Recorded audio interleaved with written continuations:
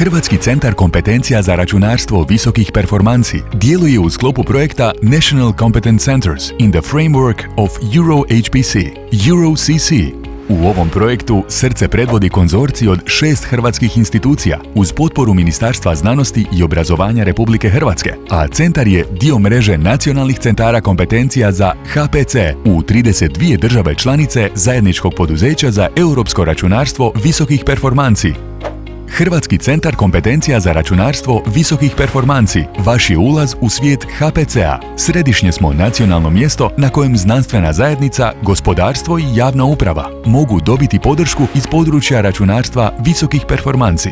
Ta podrška uključuje edukaciju o korištenju tehnologija naprednog računanja, osposobljavanje za korištenje naprednih računalnih resursa, te pomoć u korištenju i pristupu nacionalnim i europskim superračunalima.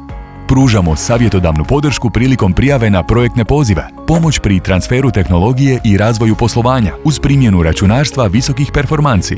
Uz to, možemo vas i povezati s kompetentnim nacionalnim i europskim stručnjacima koji mogu pomoći u rješavanju vaših izazova.